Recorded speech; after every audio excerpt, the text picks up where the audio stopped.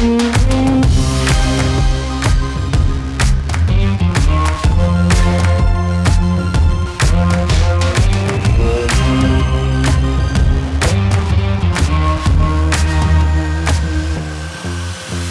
κοινωνική συνύπαρξη με τους άντρες, τους συναθλητές μου, ουσιαστικά δεν υπήρχε κανένα πρόβλημα σε αυτό το κομμάτι. Δεν υπάρχει πρόβλημα να συνυπάρχει η γυναίκα με τον άντρα αθλητικά. Θεωρώ ότι σε οποιοδήποτε άθλημα, για οποιοδήποτε άθλημα και να μιλήσουμε, μέσα στο γήπεδο, μεταξύ των αντρών και των γυναικών, δεν υπάρχει κανένα πρόβλημα. Τα προβλήματα, πιστεύω, όσον αφορά τη διάκριση, ξεκινούν από ψηλά. Μέσα στα γήπεδα δεν υπάρχει οποιοδήποτε θέμα επικοινωνίας. Από ψηλά είναι από αυτούς που παίρνουν τις αποφάσεις. Τώρα, μέσα στο γήπεδο, εγώ, εάν συνεργάζομαι με τον συναθλητή μου και μπορώ να ανταπεξέλθω ή να γυμναστώ μαζί του ή να συνεννοηθώ σε κάτι ή να πάρουμε αποφάσεις από κοινού, είναι απολύτως φυσιολογικό. Τώρα, τα προβλήματα θεωρώ ότι ξεκινούν όταν έρθει η στιγμή να πάρθουν αποφάσεις, να προαχθούν άτομα, να παραχωρηθούν κονδύλια, μιλώντας για διάφορα αθλήματα. Θεωρώ ότι εκεί ξεκινούν οι διακρίσεις από τους αρμόδιους που θα πάρουν τις αποφάσεις.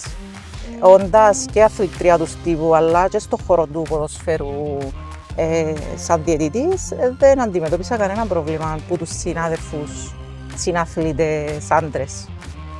Ίσως αποστασιοποίηση λίγο αρχικά μέχρι να τους πείσεις.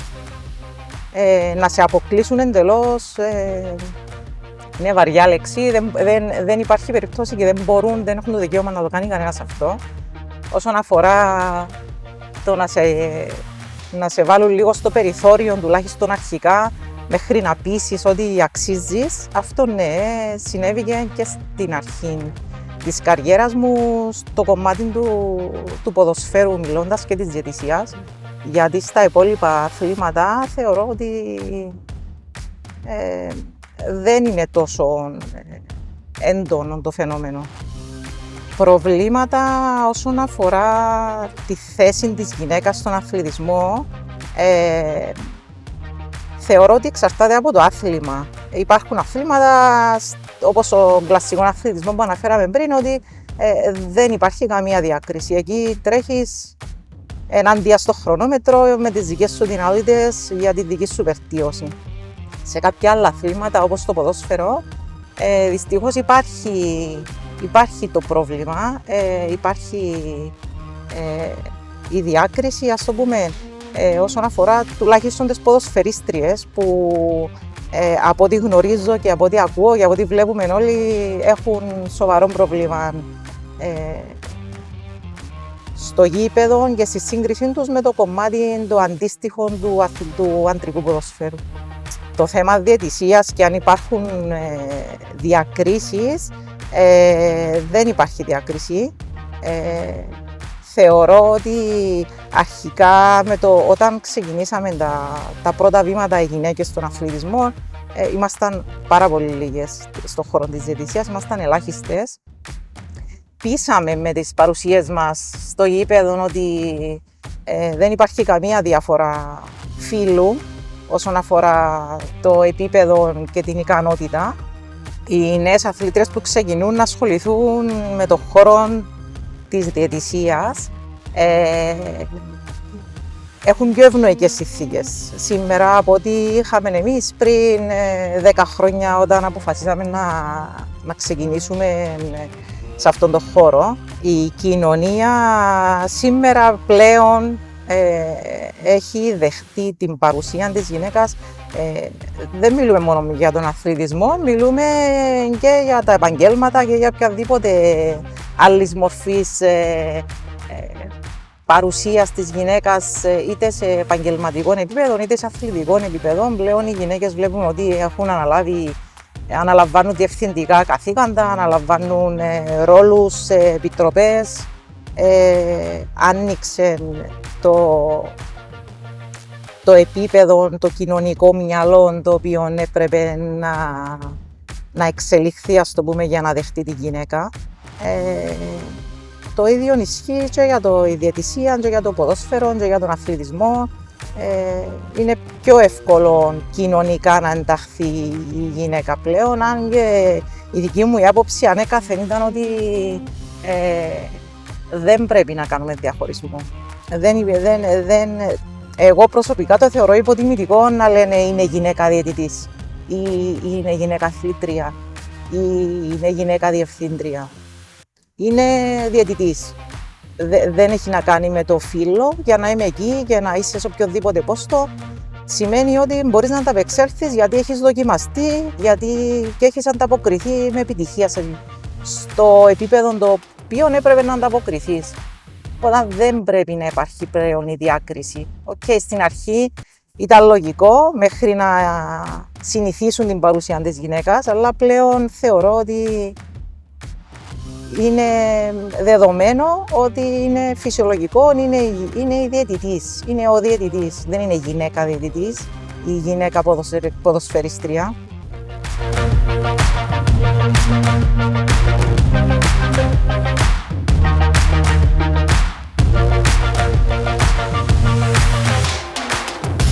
Τα νεαρά κορίτσια για να μπουν στον αθλητισμό και να φτάσουν σε έναν υψηλό επίπεδο, θεωρώ ότι αρχικά είναι η τόλμη του να μπουν στον χώρο.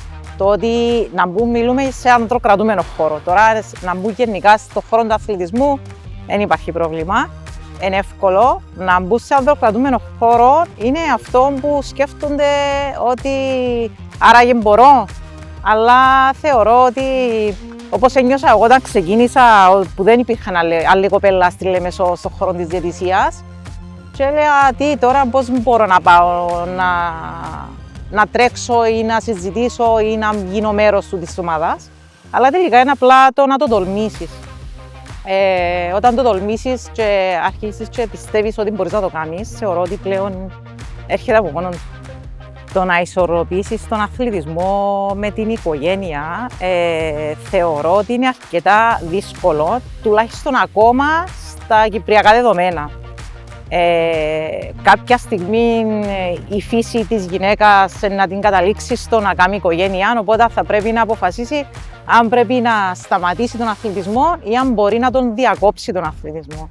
Η απόφαση αν μπορεί να τον διακόψει εξαρτάται και από τους παράγοντες του χώρου με τον οποίο γυμνάζεσαι, αθλείσαι. Δηλαδή, εγώ τώρα ξέρω ότι στον χρόνο της διαιτησίας να κάνω διακοπή, να γεννήσω και η Ομοσπονδία να με στηρίξει, να επανέλθω και να μου δώσει το χρόνο που χρειάζομαι, τότε ναι, να το κάνει. Αλλιώς, αναγκαστικά, πρέπει να διακόπτεις την αθλητική σου καριέρα για να ασχοληθείς με το άλλο το κομμάτι, το οποίο είναι πιο σημαντικό που το κομμάτι του αθλητισμού. Όσον αφορά τη γυναίκα στο κομμάτι της εκπαίδευσης, όταν είναι ακόμα στον χώρο του σχολείου, μιλούμε για ή των σπουδών. Είναι εύκολο. Είναι εύκολο να συμβιβαστούν, να συνυπάρξουν τα δύο δεδομένα.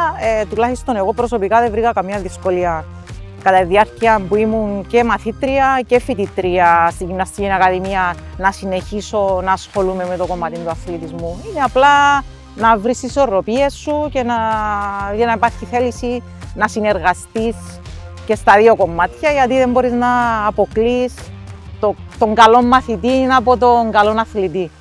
Αντιξότητες σε ένα χώρο ανδροκρατούμενο,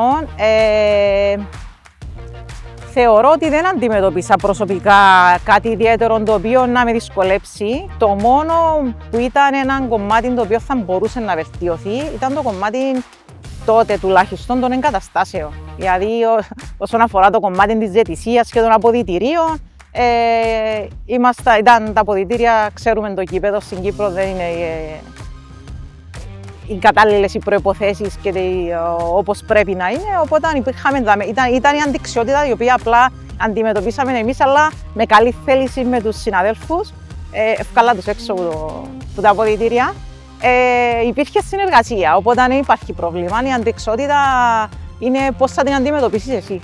Εγώ συμβουλεύω τα κορίτσια να ασχοληθούν γενικά με τον αθλητισμό.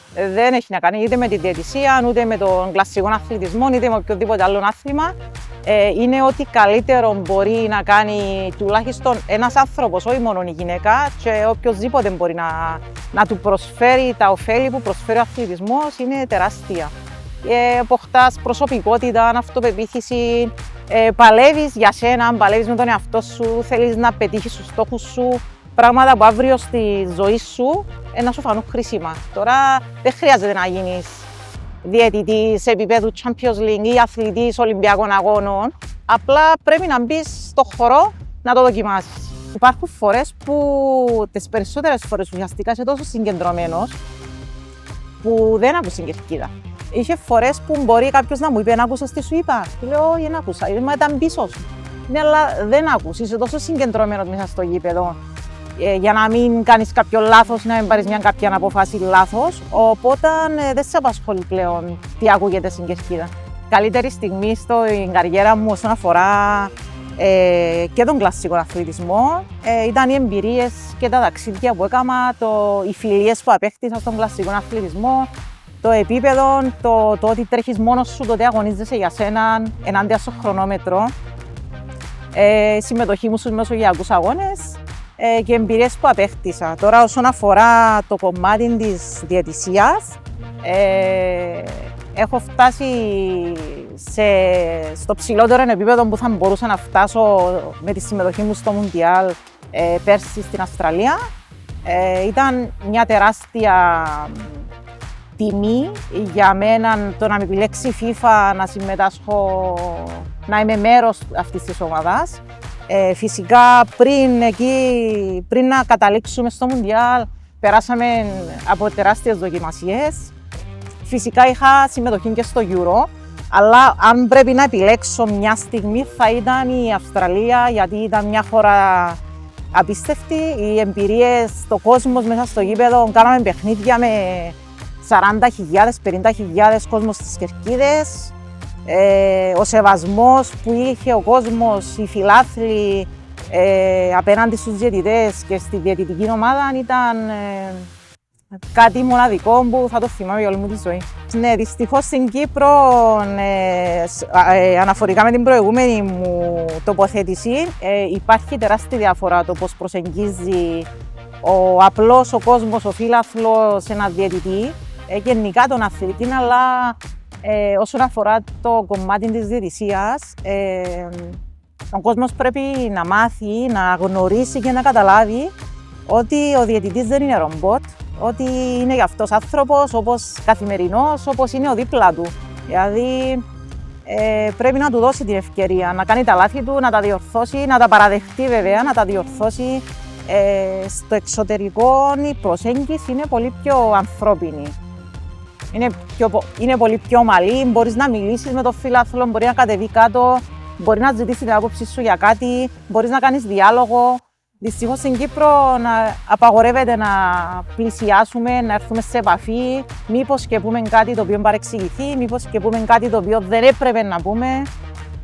Υπάρχουν τεράστιες διαφορές. Θέλουμε κόπο και πολλή δουλειά να φτάσουμε στο επίπεδο της Ευρώπης. Το τι προσφέρει ο αθλητισμός στον άνθρωπο γενικά που θα ασχοληθεί με το κομμάτι αυτό δεν περιγράφεται. Μόνο κάποιος αθλητής ο οποίος έχει περάσει από το κομμάτι του αθλητισμού μπορεί να καταλάβει πόσα ωφέλη απέκτησε όντας αθλητής. Οι κοπέλες όταν ξεκινούν τον αθλητισμό νιώθοντας μειονεκτικά, που δεν πρέπει ουσιαστικά να νιώθουν μειονεκτικά, αποκτούν αυτοπεποίθηση. Μπορούν να ανταποκριθούν, μπορούν να κοιτάξουν τον άλλο στα μάτια, τον οποιοδήποτε παράγοντα, άντρα, τον οποιοδήποτε έχουν απέναντι τους, μπορούν να το κοιτάξουν στα μάτια για να αντιμετωπίσουν οποιαδήποτε αντιξότητα. Γίνεσαι ένας άνθρωπος γεμάτος αυτοπεποίθηση, γεμάτος ενέργεια, γεμάτος γνώσεις, γεμάτος εικόνες, τις οποίες μπορείς αύριο να βάλεις μπροστά σου, να μεταδώσεις στον νέο κόσμο, στους νέους αθλητές. Είναι τεράστια η εμπειρία που αποκτά ο αθλητής, η γυναίκα αθλήτρια, και μπορεί να την μεταδώσει στα παιδιά, στα κορίτσια που αποφασίζουν να ξεκινήσουν τον αθλητισμό και στο τι μπορεί να τους προσφέρει. Βλέπεις Φεύγει ο φόβος, φεύγει η προκατάληψη, φεύγουν πολλά πράγματα που έχει στο μυαλό της μια κοπέλα η οποία ασχολείται με τον αθλητισμό. Τα βλέπει όλα πιο δυναμικά, γίνεσαι πιο έντονη, πιο δυναμική, πιο αποφασιστική. Δεν φοβάσαι να προσπαθήσεις, δεν φοβάσαι να χάσεις, δεν φοβάσαι να πέσεις. Είναι τεράστια τα ωφέλη όσον αφορά τον αθλητισμό.